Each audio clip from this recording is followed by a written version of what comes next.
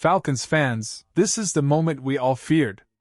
Atlanta star corner, A.J. Terrell, has gone down with a hamstring injury, and the timing could not be worse. The defense just lost its anchor, and now the entire secondary is facing a storm. With Carolina up next, Washington after that, and the Buffalo Bills waiting like a giant in Week 5, the question is simple: can the Dirty Birds survive without their top corner? Let's break it all down. A.J. Terrell, the heartbeat of Atlanta's secondary, is officially week to week with a hamstring injury. Head coach Raheem Morris confirmed the news, and it almost certainly means Terrell won't suit up against the Carolina Panthers in Week 3. He wasn't at practice this week. No pads, no helmet, no warm-up, just street clothes on the sideline, watching his teammates grind. For a player like Terrell, who hates to sit out, that speaks volumes. Remember, he hurt that hamstring against the Minnesota Vikings on Sunday Night Football. It looked like it happened in the third quarter, and once he left the field, he never came back. That's how you know it's serious. If AJ could have played through it, he would have. Now here's the hard truth: if you're missing practices, you're usually missing the game. And for Atlanta, that might not be the worst thing. The Panthers are the weakest opponent in this upcoming stretch. After them comes Washington, and then the monster matchup in Week 5 against Josh Allen and the Buffalo Bills. That's the game where you absolutely need Terrell at full strength. Rushing him back for Carolina would be a reckless move. Even if Terrell walked into Raheem Morris's office tomorrow saying, "Coach, I can give you 80%. The smart answer should still be, "Not this week." The Falcons do have backup options, and while none of them bring Terrell's lockdown ability, they can at least hold the line. Darren Hall's replacement role will likely fall to D. Alford, who filled in against the Vikings and didn't look out of place. Clark Phillips is another name to watch, young, talented, and experienced, though still getting back into rhythm after his own setbacks. Natrone Brooks isn't quite ready to shoulder a heavy load, while veterans like C.J. Henderson and Mike Ford are available to step in when needed. The truth is, none of these guys replace A.J. Terrell. But right now, Atlanta just needs someone to hold the fort until their leader is back. Falcons fans, let me hear it. Should Raheem Morris rest A.J. Terrell against Carolina, or would you risk him playing even at 80%? Drop your take in the comments, and rate your confidence in the secondary without him from 1 to 10. Now, if there's one name that jumps off the page when we talk about replacing A.J. Terrell, it's C.J. Henderson. And let me tell you why this could be a perfect storm. First off, this isn't just another game for Henderson. It's a revenge game. He used to wear a Panthers uniform. He practiced on their fields, sat in their meeting rooms, and heard their coaches talk about what he could and couldn't do. And now, the Falcons might unleash him against the very team that let him walk away. Imagine the energy, the fire, the motivation. Players circle games like this on the calendar, and Henderson's been waiting for this chance. Don't forget, this guy was once a first-round pick. You don't go in the first round unless you've got serious talent. The only reason Henderson has bounced around is injuries, not ability. When healthy, he can line up, go man-to-man, and make life difficult for receivers. That's exactly what Atlanta needs right now. And if you go back to the preseason, Henderson quietly put together some solid snaps. No, it wasn't a full showcase, only 24 snaps, but when he was out there, quarterbacks didn't test him much.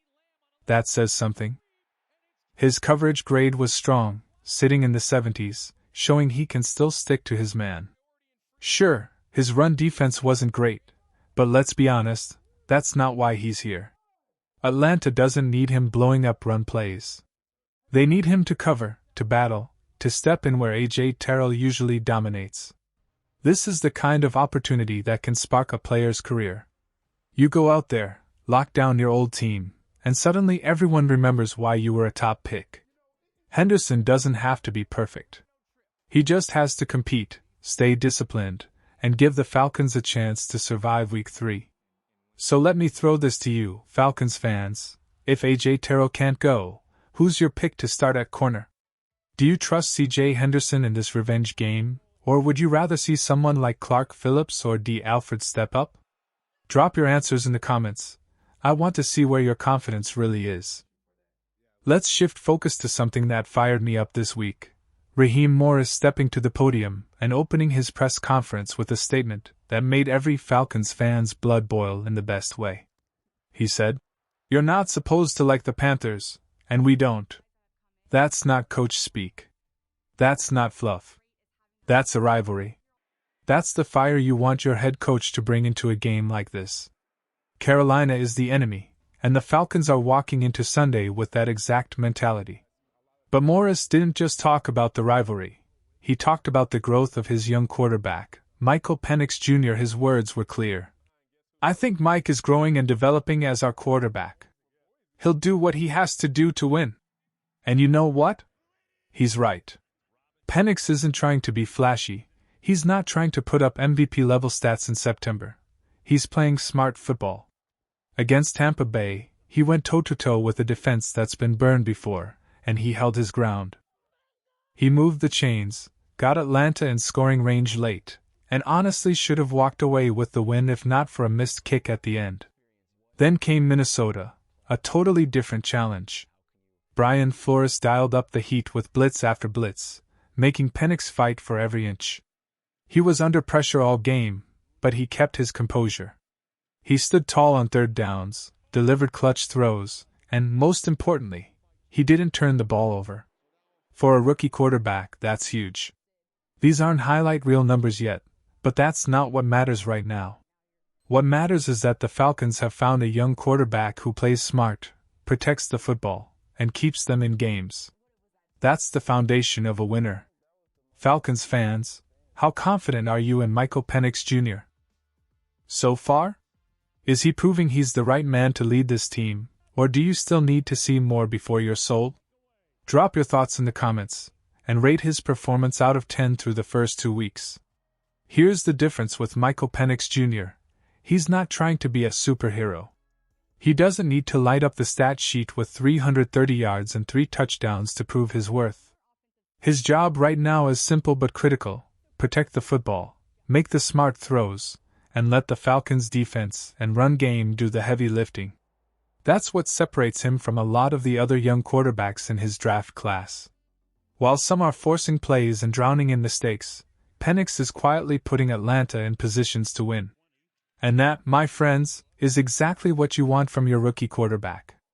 Now, speaking of the run game, let's talk about the spark that ignites this entire offense: Bijan Robinson. Or, as he himself reminded everyone, Bijan Robinson. And according to Raheem Morris, he's not just one of the best players on this roster, he's the best player in all of football. Now, maybe that's a little bit of coach hype, but can you really argue with the production? After a quiet Week 1 where poor play calling left him with only 12 carries, Week 2 was a completely different story. Robinson shredded Minnesota's defense on outside zone plays, reading lanes like a veteran, cutting back, and making defenders miss in space. He's already closing in on 300 total yards from scrimmage this season, and we're only 2 weeks in. The touchdowns will come, but the impact is already undeniable. So here's the real debate: where does Bijan rank among the best running backs in the NFL right now? For me, he's already top 2. Saquon Barkley is the only guy you can truly argue with him about. Christian McCaffrey might be more of a Swiss Army knife, but Bijan brings a blend of vision, power, and durability that makes him the centerpiece of this Falcons offense. But it wasn't just Bijan who shined last week. Atlanta's rookie class, this new wave of dirty birds, absolutely showed out. Jalen Walker got his first career sack. James Pierce Jr. should have been credited with 1 too, even if the stat sheet didn't show it. Falcons fans know what they saw. Billy Bowman Jr. and Xavier Watts. Electric. Both flash playmaking ability that felt way beyond their years. And that's what excites me most. These aren't rookies just trying to hang on. These are rookies making plays, setting the tone, and showing they belong. The only one we haven't seen much from yet is Jack Nelson, but his time will come. This draft class looks like it could be a turning point for the franchise. 2 weeks in, and the energy they bring is already changing the defense. Falcons fans, let's hear it. Who's been the most impressive rookie so far? Jalen Walker, James Pierce Jr., Billy Bowman Jr., or Xavier Watts? Drop your pick in the comments, and don't hold back. Who do you think is going to become a star?